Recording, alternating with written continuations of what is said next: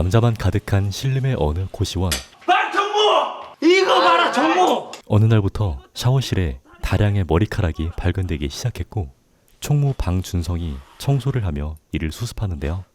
고단한 하루를 마치고 잠을 청하는 준성. 다음날 옆에 처음 보는 여자가 누워 있었고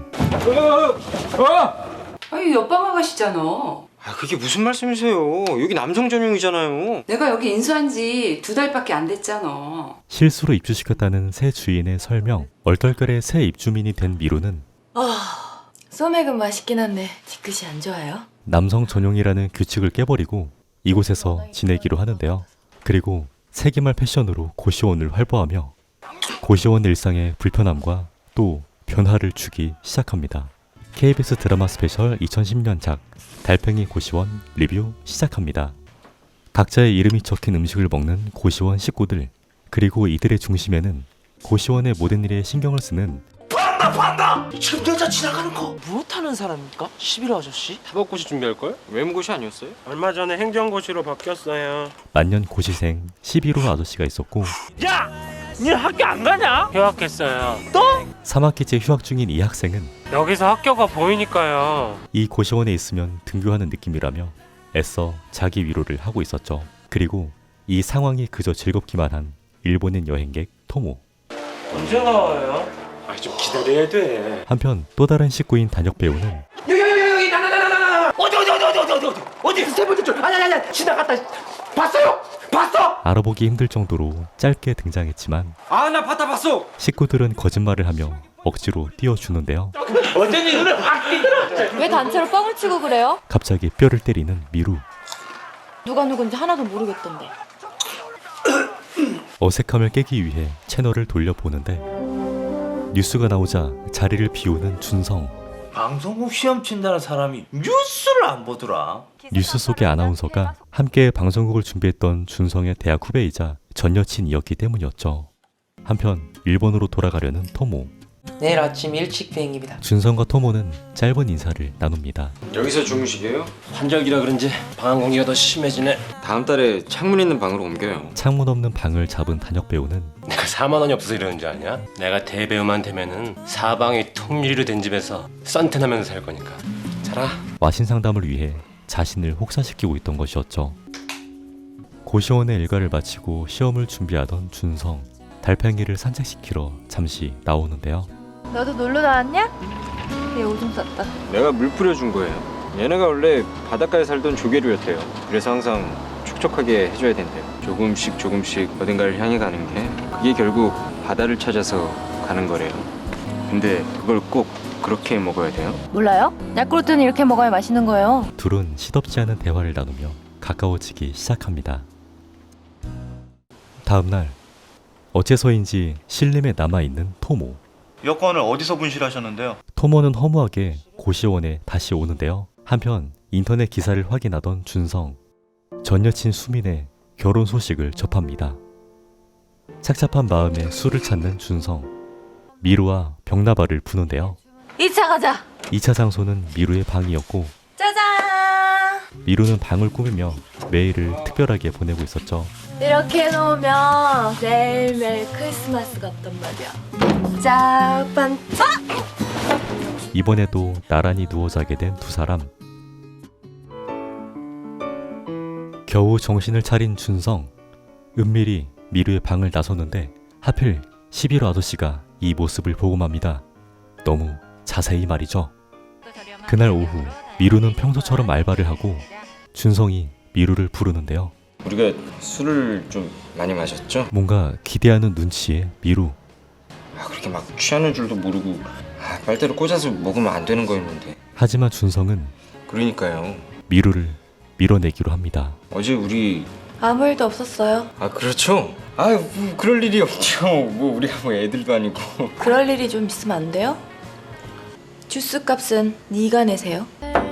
그날 저녁 보복을 시작하는 미루. 화장실 휴지가 없어요. 욕실 선반 위에 있어요.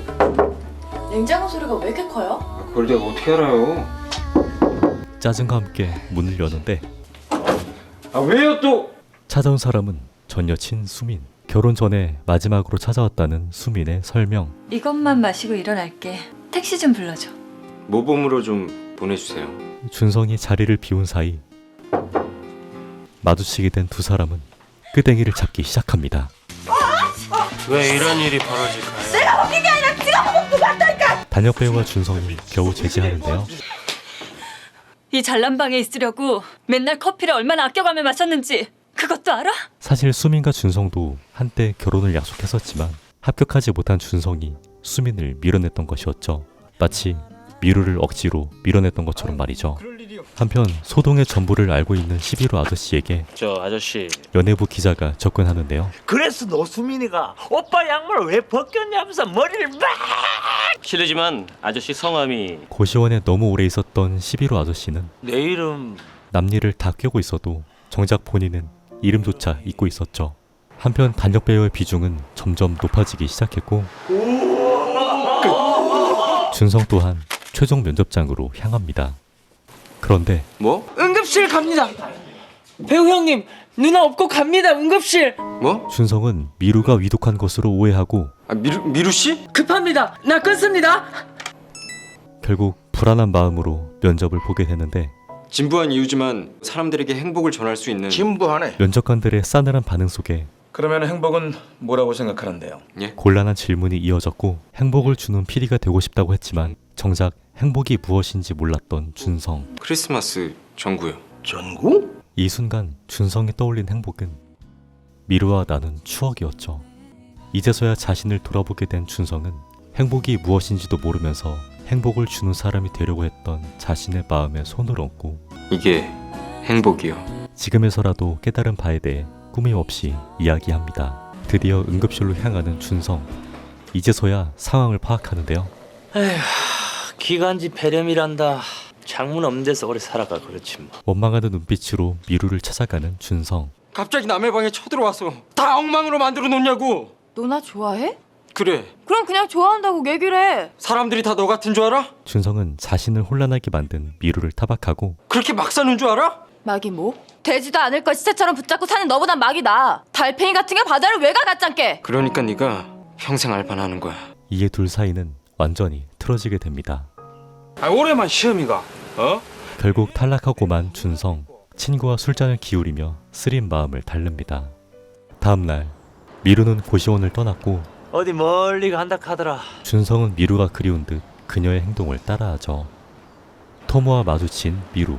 고시원 같은 데 들어가는 게 아니었어. 俺さ、本当は家に帰るのが怖いんだ。旅行してる時ってうまいもん食って見たいもん見て何をしていいかわからなくて。知ってる？クリスマスは1年に1回あるからいいものなんだよ。 도피를 위해 여행을 했었던 토모. バイト。 미루에게 용기를 주고 떠나는데요. 한편 준성의 방에서는 달팽이가 없어지는 일이 생기고 고시원으로 다시 돌아온 미루에게 저기 달팽이가 없어졌어요. 같이 찾아줘요. 왜 못 찾아요? 그 좁아터진 방에서? 화해의 손길을 내밉니다. 나 눕고도 딱 요만큼 남더라고. 크긴 크네요. 혼자서는 못 찾겠네. 새로운 시작을 해보려는 준성과 미루. 결심한 듯 일본으로 향하는 토모. 도피하지 않겠다는 듯 나머지 여권을 두고 떠납니다. 휴학생은 드디어 복학을 결심했고 자신의 이름을 되찾은 11호 아저씨는 남이 아닌 자신에게 집중하기로 하고 또 창문이 있는 방으로 옮긴 단역 배우는 자신의 건강도 돌보며 미래로 나아가기로 합니다. 근데 진짜 달팽이가 어디 갔을까요? 그리고 준성의 달팽이는 고시원을 떠나 바다로 나왔습니다. 마치 고시원의 식구들이 세상을 향해 나아간 것처럼 말이죠. 단역 배우가 보이지 않음에도 거짓말을 하며 억지로 띄워주던 식구들. 이들은 각자의 현실을 외면하는 것에 암묵적으로 동조하고 또 마치 그게 규칙인 것처럼 지내왔는데요. 그리고 미루가 남성 전용 고시원이라는 규칙을 깨고 이곳에 들어왔듯 현실을 도피하기 위한 식구들의 규칙 또한 하나둘씩 깨지게 되는데요. 왜 단체로 뻥을 치고 그래요? 누가 누군지 하나도 모르겠던데. 미루의 팩트 폭행과 물리 폭행의 여파는 내 이름 식구들이 현실을 자각하도록 만들었고, 이에 식구들은 자신을 돌아보고 또 발전시키기 위해서 세상으로 나아가는데요. 정작 식구들을 각성시킨 미루 또한 사실은 미래가 없는 알바만 하다 보니 하루를 즐기는 것에 큰 의미를 두고 있었고, 준성과 토모 덕에 미루 또한 현실을 마주하게 된 것이죠. 그리고 준성은 궁핍한 현실을 도피하고자 사랑하는 사람을 포기했고, 결국 수민이 다른 남자와 결혼하는 것을 지켜볼 수밖에 없었는데요. 준성은 이번에도 그럴 뻔했지만 미루의 독특한 행동들은 준성의 마음을 깊이 자극했고, 행복을 위해서는 사랑이 꼭 필요하다는 것을 깨닫게 해주었던 것이죠. 현실을 피하기 위해 행복을 버렸던 준성, 반대로 현실을 피하기 위해 행복만 택했던 미루, 그리고 현실을 깨달은 두 사람은 서로 다르기에 좋은 시너지가 될 것 같은데요. 둘의 미래는 앞으로 어떻게 될까요? 또 사람들은 누구나 각자의 이유로 도피를 하고 있는 마음속에 달팽이 집이 있을 텐데요. 오늘 하루 정도는 그 마음을 끄집어내어 나에 대해서 솔직하게 고민해보고 나를 발전시키는 계획을 세워보는 건 어떨까요? 케미신이었습니다. 감사합니다.